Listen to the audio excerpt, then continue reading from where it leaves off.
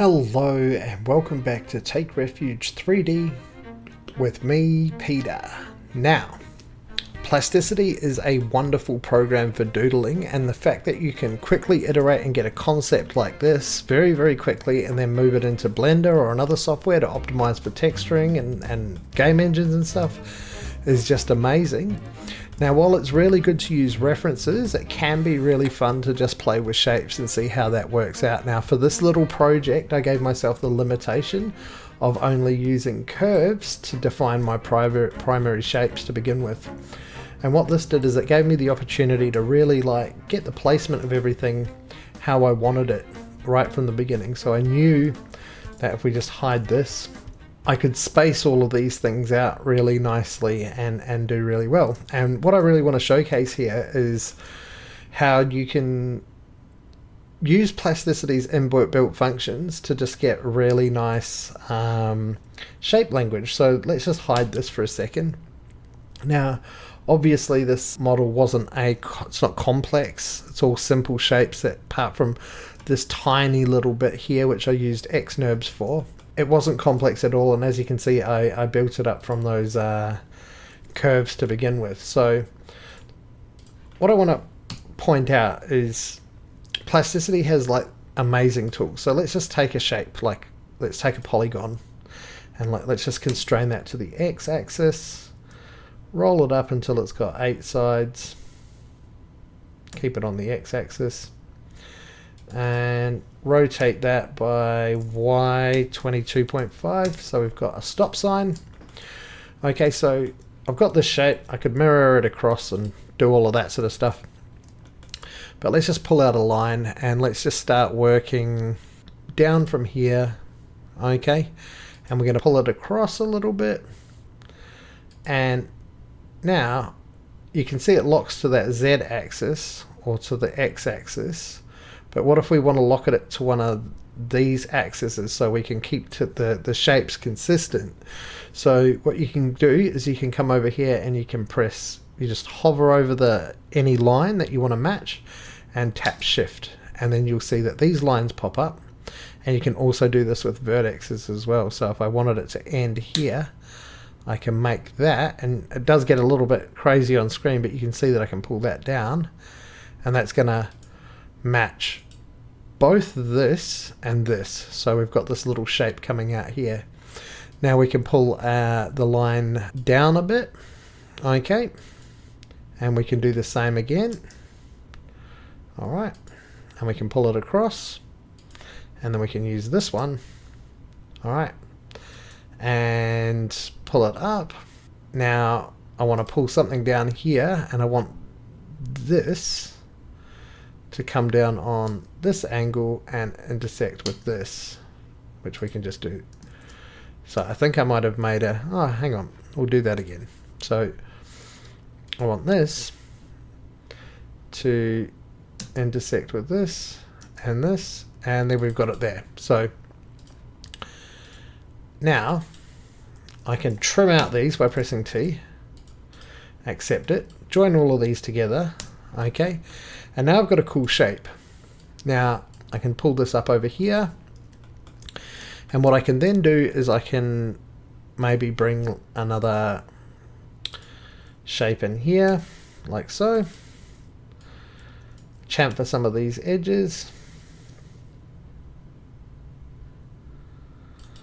Alright, so we got another little stop sign, and what else do we want to do?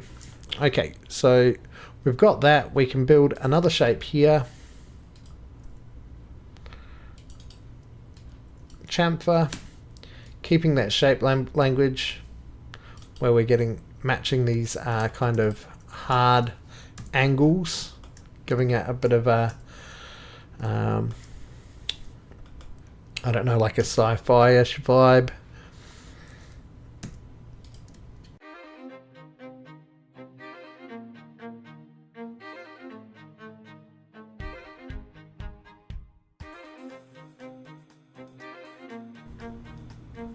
And then we can match this here.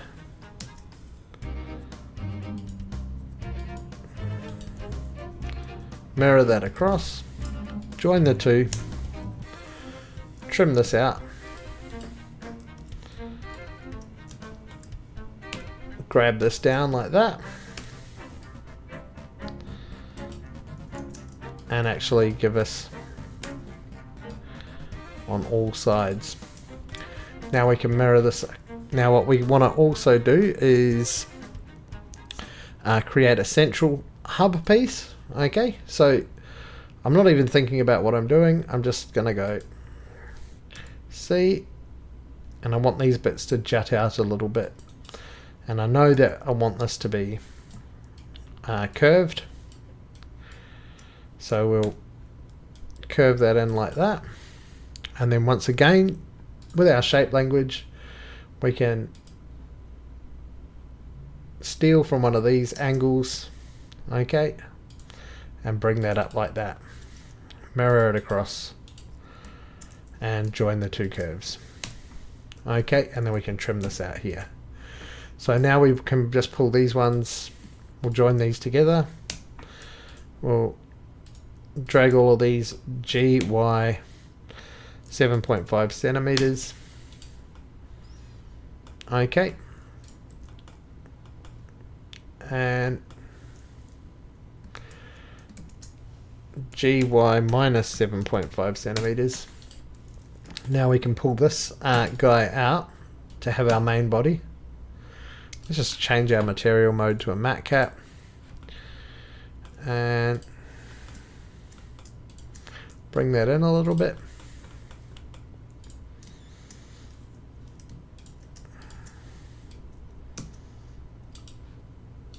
And let's just get a better Matcap.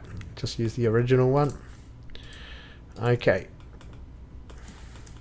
Now what you can see here, we've really started to build up our shape. Now we can start mirroring this guy across. And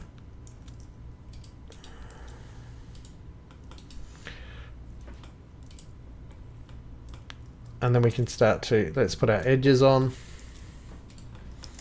And you can see that we're really quickly, just with a few simple commands, build up a really cool base shape, and everything else is detailing, you know. So we might want to start cutting, you know, we might, okay, we want to cut an edge, but okay, we can still use this. Okay. And down, and then we can use this.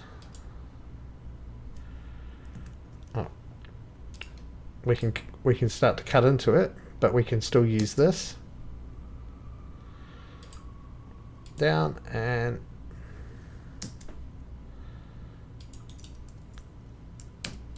okay. And there you go. And you can do little things like this. Let's make a little screen. Raise degree. Let's pull it in. Go back into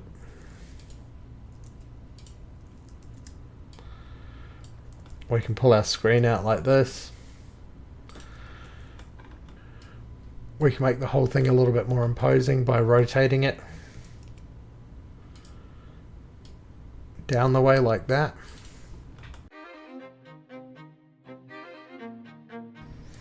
Anyway, cool little, I don't know, cool little tip for you. Don't forget, you can use the code REFUGE10 to get a 10% discount off any Plasticity license.